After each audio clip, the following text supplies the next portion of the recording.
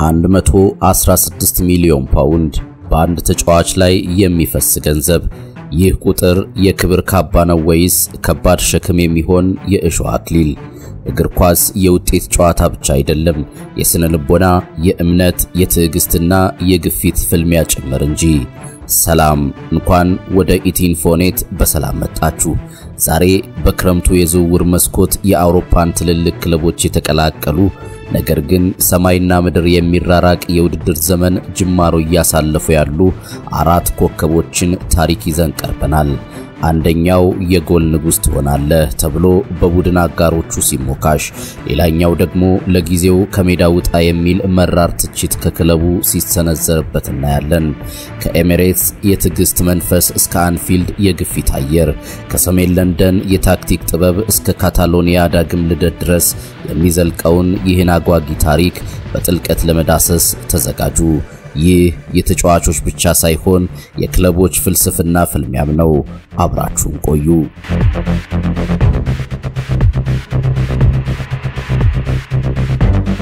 የሰሜን ለንደኑ ግዙፍ በትዕግስት የተሸፈነው ተስፋ። ታሪካችንን የምንጀምረው ከአርሰናል ቤት ነው።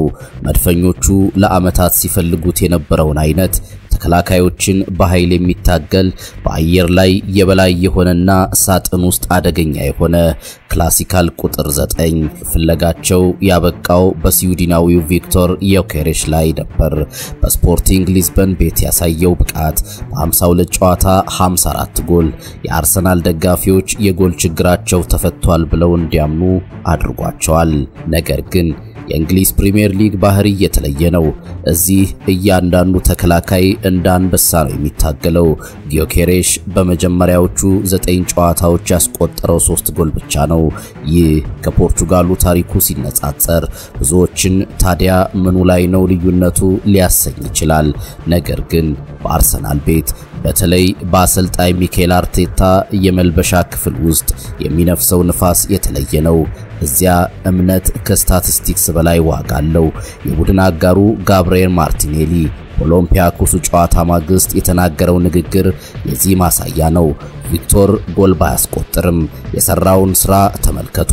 2 ተከላካዮችን ብቻውን ታግሎ ነው ለኔ ጎል መቆጠር መንገድ የከፈተው። እሱ አውሬ ነው። ማርቲኔሊ እዚህ ላይ አላቆመም። ከማርቲን ኦዲጋርድ አይነት ጥበበኛ ጋር ሲጫወት እድሎችን በገፍ ያገኛል። እመኑኝ፣ ይህ ልጅ በዚህ የውድድር ዘመን 30 አይደለም 40 ጎል ሊያስቆጥር ይችላል ሲል ትንቢቱን ተናግሯል። ይህ ከመጠን ያለፈ በራስ መተማመን የመሰለ ንግግር በአርሰናል ቤት ያለውን የሂደት ፍልስፍና ያሳያል።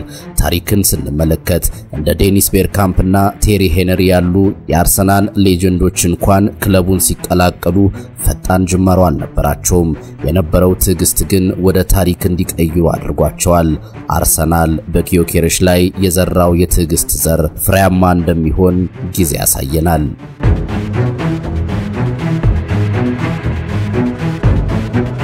የአንፊልዱ ልዑል በግፊት የተከበበው ጥበበኛ።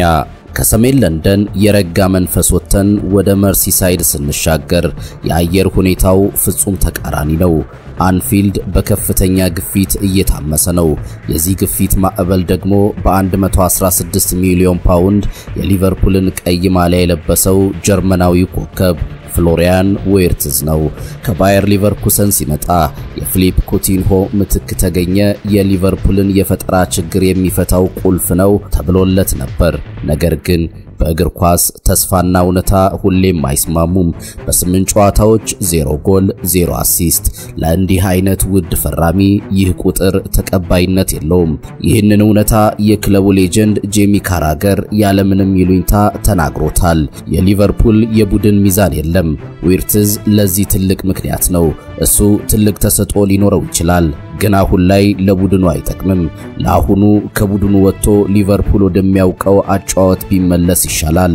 ይህ ትችት እንደ ሰይፍ የሰላ ነው። በሌላ በኩል ሌላኛው የክለቡ ንጉስ ሰር ኬኒ ዳግሊሽ ለወጣቱ ጋሻ መከታ ሆነው ቀርበዋል። ይህ ልጅ በእግሩ ጥበብን ይፈጥራል። ችግሩ ያለው ከሱ ጋር የሚግባባው አጥቂ አለመኖር ነው።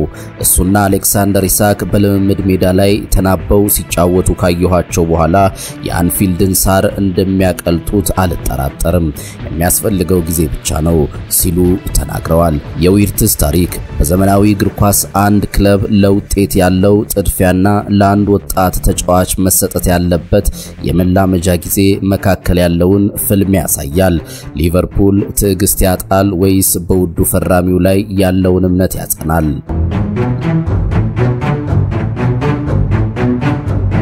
የአሰልጣኙ ጥበብ ቅዱስ ለምን ስፐርስን መረጠ?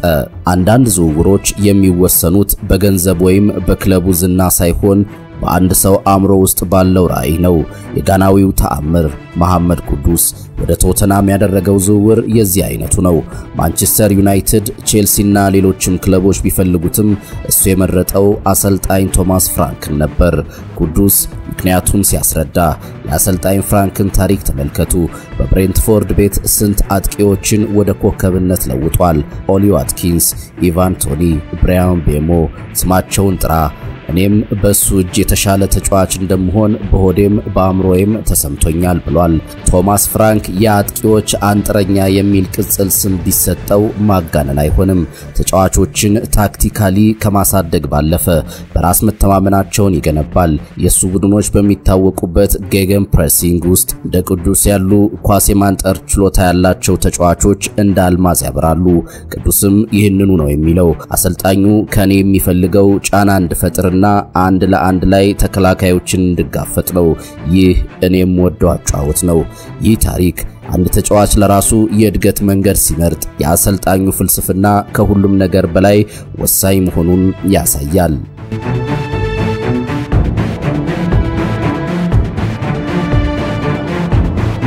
ከዳግም መወለድ የራሽፎርድ የባርሴሎና ህልም። ከኦልድ ትራፎርድ የጭጋጋማ ቀናት በኋላ ለማርከስ ራሽፎርድ በባርሴሎና ፀሐይ የሞቀለት ይመስላል። በማንቸስተር ዩናይትድ በነበረው የመጨረሻ የውድድር ዘመን በሜዳም ከሜዳም ውጪ ከባድ ጊዜን አሳልፏል። ብዙዎች የራሽፎርድ ዘመን አብቅቷል ሲሉ ነበር። ነገር ግን በውሰት ባርሴሎናን መቀላቀሉ ለሱ አዲስ ህይወት ሆኖለታል። በአዲሱ አሰልጣኝ ሃንሲ ፍሊክ ስር ያንን የጠፋውን ፈገግታውንና በራስ መተማመኑን መልሶ አግኝቷል። አሁን ደግሞ ትልቅ ግብ አለው፣ የውሰት ውሉን ወደ ቋሚነት ለመቀየር። በዚህ የውድድር ዘመን ከ30 እስከ 40 በሚደርሱ ጎሎች ላይ ቀጥተኛ ተሳትፎ ማድረግ፣ በሻምፒዮንስ ሊጉ በኒውካስል ላይ ያስቆጠራቸው 2 ጎሎች ያንን ድሮ የምናውቀውን ተከላካዮችን በፍጥነቱ የሚበታትነውን ራሽፎርድ ያስታውሱን ነበር። እሱ አሁን የሚጫወተው ለክለቡ ብቻ ሳይሆን ለራሱ ስምና ለወደፊት ህይወቱም ጭምር ነው። የባርሴሎና የ30 ሚሊዮን ዩሮ የመግዛት አማራጭ ራሽፎርድ በዚህ ከቀጠለ የዘመኑ ቅናሽ ዝውውር ሊሆን ይችላል። የራሽፎርድ ታሪክ ተስፋ እስካልቆረጥክ ድረስ እንደገና መነሳት እንደሚቻል የሚያሳይ የእግር ኳስ ሕያው ምስክር ነው።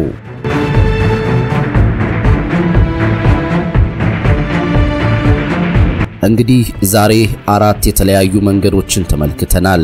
የጊዮኬሬሽ መንገድ በእምነትና በትዕግስት የተሞላ፣ የዊርትዝ መንገድ በውጤት ጥማትና በግፊት የተከበበ፣ የቅዱስ መንገድ በጥበብና በታክቲካል ምርጫ የተመራ፣ የራሽፎርድ መንገድ በዳግም ልደትና ራስን የማስመስከር ፍላጎት የተቃኘ።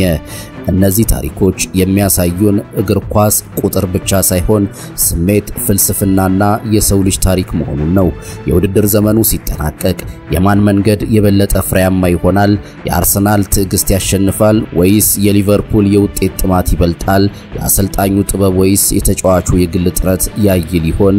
የእናንተን ሐሳብ በጉጉት እንጠብቃለን። ኮሜንት ላይ አስተያየታችሁን ጻፉልን። ይህን ቪዲዮ ከወደዳችሁት ላይክ፣ ሼር እና ሰብስክራይብ በማድረግ የቤተሰባችን አባል ይሁኑ። እስከምንገናኝ ድረስ ሰላም።